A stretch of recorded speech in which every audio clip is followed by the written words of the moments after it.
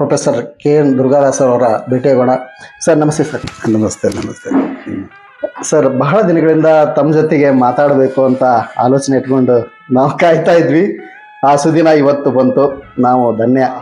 ವಿದ್ವಾಂಸ ಒಂದು ಪೇಪರಲ್ಲಿ ಬರ್ಕೊಂಡು ಹೋಗ್ತಾರೆ, ಒಂದೂವರೆ ಶತಮಾನದ ಇತಿಹಾಸ ನಮ್ಮ ದೊಡ್ಡಾಟಕ್ಕೈತಿ ಅಂತ.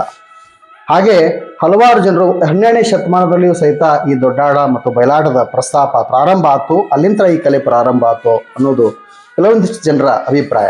ದಯವಿಟ್ಟು ಈ ವಿಚಾರವಾಗಿ ಒಂದಿಷ್ಟು ಸಲಹೆಗಳನ್ನು ಕೊಡಿ ಸರ್. ರಮೇಶ್ ಅವರೇ, ಬಯಲಾಟಕ್ಕೆ ಸಂಬಂಧಪಟ್ಟಂತೆ ನೀವು ವಿದ್ವಾಂಸರು ಮತ್ತು ಕಲಾವಿದರಿಂದ ಮಾಹಿತಿಗಳನ್ನು ದಾಖಲು ಮಾಡ್ತಕ್ಕಂಥ ಒಂದು ಯೋಜನೆಯನ್ನು ಏನು ಹಾಕ್ಕೊಂಡಿದ್ದಾರಲ್ಲ, ಭಾಳ ಒಳ್ಳೆಯ ಯೋಜನೆ ಇದು. ಇದರಿಂದ ಬಯಲಾಟ ಕಲೆಯ ಮೇಲೆ ಬೆಳಕು ಚೆಲ್ಲಬಹುದಾದಂಥ ಅನೇಕ ವಿಚಾರಗಳು ಹೊರಗೆ ಬರ್ತವೆ.